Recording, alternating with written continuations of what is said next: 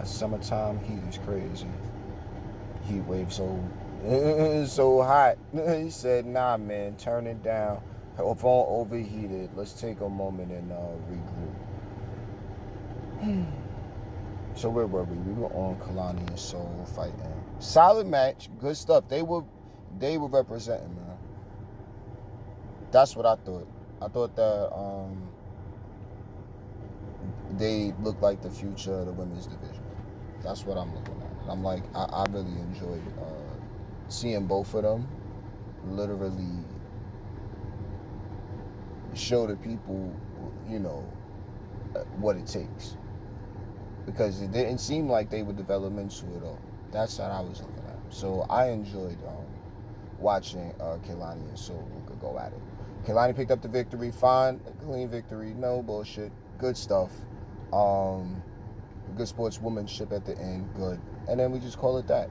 All right. Chase U, Axiom, Nathan Frazier. Shouts to Chase U. I liked it. A little bit of a different vibe on, you know, the way they doing things. Good. Good. Good. Good.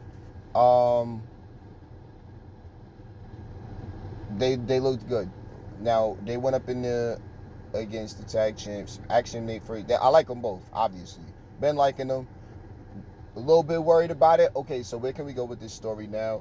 All right, if we moving these guys up, then I'm talking about just as far as the tag team division goes. That was a story. Let's move on. Like, okay, Nate had a little bit of extra busyness going on. Let's get back to this, tag team cohesion, because the reason why Axiom wanted to, the reason why he was going hard about it, in my opinion, and just going with what the storyline was providing, he sees more potential in the team, like, and then he's seeing that there is, like, obviously it's the NXT tag division, so there are people that are trying to, they coming up from level up, like, hey, what's going on around here? Like, oh, okay. So that's what I'm looking at right now. I'm seeing them as a dominant tag team. It works. I'm liking what I'm looking at. Let's see what we're doing next with it.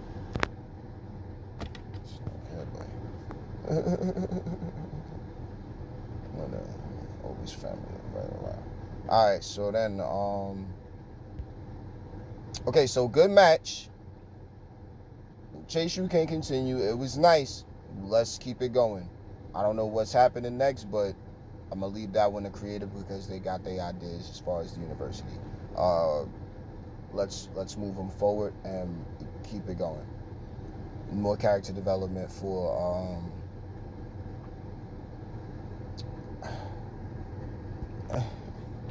God, around the board. You don't want to put any faves on any of it. It's just like, all right, what are we doing next? All right, now, Roxanne Perez, Lola Vice. All right.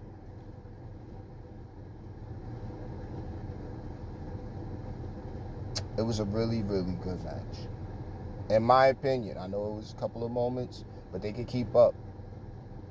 I'm watching them two go at it with the ferocity, and I'm like, man, every women's match just needs to be an underground match now. Not because of anything going on as far as the square circle goes. I'm talking like legitimately, I'm enjoying watching them fight so much so that I think I want to, like, it's like a shift in seeing how women's wrestling is perceived type shit.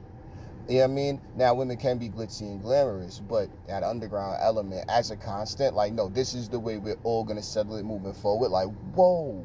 But that's just me thinking, like, of course we can't just go that direction. Like, that's not what women's wrestling is, no. But, Girly Fight Club, I mean, that's like what, roller derby-esque? I used to watch that as a kid, too, so I see forms of it, but let's not, because we're not, it's just like that was the vibe I was getting from both of them, and it really speaks more to that combative representation in NXT. Very inspiring story. Thank God the video package was there to save the highly emotional, super novella-esque, what's her name? Lola Vice promo from last week NXT. That go home with her and all of her extremely inspirational story, like, oh my God, fighting from the womb. I remember I was telling my grandma things like that back in the day. but wow, it's inspirational. And of course, Roxy has a story and all the same thing, and now she's developed in it's a different element of me, and like I'm really sensing the darker tones. Like I can relate it to that darker AJ when he came around, and it was like, oh shoot, like I can't. They're not the same, obviously. We're not putting them in that same.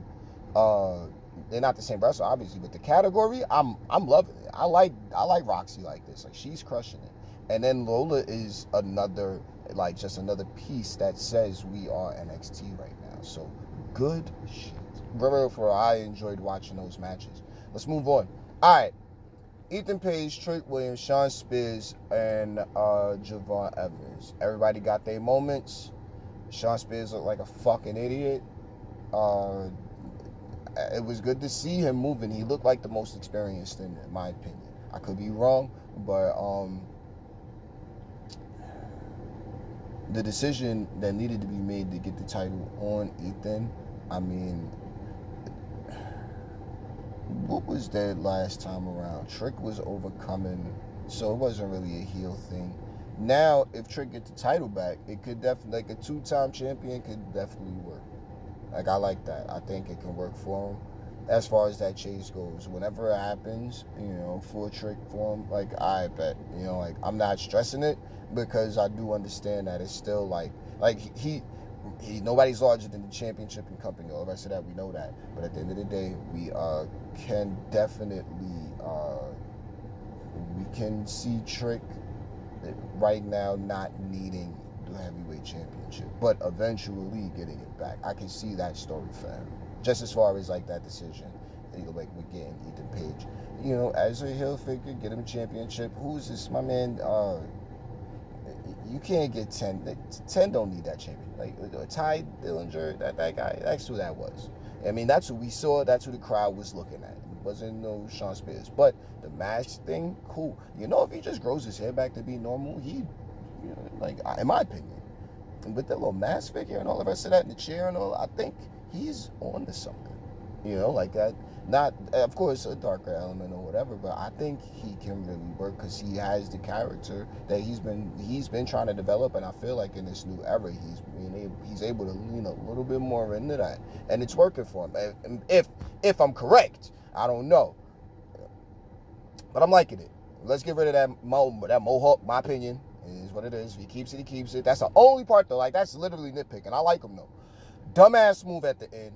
Could have kept the match going. Why would you pull Trick out the ring to break up the counts? That's dumb because now you can't be champion. That's dumb. You putting this. There's no rivalry with Trick. There's nothing there for real. He might have his little stupid story, but if that was anything, he would have been looking like that by the end. Nah, he's sitting down on his ass by Booker T, looking like he feels sorry for himself, like he realized what he did. Like no. See, this is why you ain't getting the championship shot, and Trick is going to get on that chase before you, in my opinion. Heel can't go against heel, right? Whatever. Let's move on. I'm playing around. I like the match though. And Javon was there, got his stuff in, man. Very early. Again, him, and then we looking at like the match with Kalani and Soruka. Like I'm looking at how that works. You can see how, if you really do believe in this, then you can make you're gonna get the opportunities provided. And they made the most of them, so I hope it really inspired everybody else, in my opinion. So moving with that, who else went after that? Oh, that was the main event, wasn't it? What else could cross mind when it comes to the show? I can't really think of anything else beyond like Ethan Page at this point having a championship, and then what we're gonna do next with that and Trick. Like this, the main segment, I'm guessing, like the main thing. The title should be the main focal point. So what's going on with that? I guess Javon and Sean. I don't know. I don't know. I'm not really like spazzing for it. You know what I mean? I feel like everyone can go in their directions now. In my opinion. But if not, then like whatever direction they go in with that is, where they go. But I'm liking with the championship is right now. Is there anyone else outside of these 4 competitors that are World Heavyweight Championship caliber? Right now, Obafemi's busy. Who else? At the end, there was a Joe Hendry turnaround with smiling. Seen a couple of signs out there. I'm not going crazy. We all understand, but the crowd likes this guy. So if the crowd likes him, so far as like, he's not necessarily from where we're accustomed. I haven't really watched the TNA, but to see the ovation that he had from the people was like, wow, there are people that actually do love wrestling enough, and they have that filtered process. Like, I guess my form of TNA would be watching Level Up and such like that. So, and I don't really, no, respectfully, like, I don't mean anything by it, but it's just like, I see that direction for what could move forward with bringing up others, like I see that, and bringing them over and seeing what they bring and what they offer to it. I like it. I enjoyed the shows. It was a smooth weekend. And the standout was Chad Gable suplexing a ladder. That was the standout. So Raw tonight, is you tuning in? I know I'm gonna be there for it. If we gotta talk dark, man, you might as well. We eventually, I feel like we're gonna get some things rolling. I have some fun with this. Like, this is cool down here in the car, but I'm getting a little sick and tired of expressing my mind here like this through this venue. I'm just being honest. So I can't say when the changes are coming, but I think we'll be making some changes on the eventual. I can sense it, so I'll be doing what it is I do in the meantime, and so then, yo, distorted.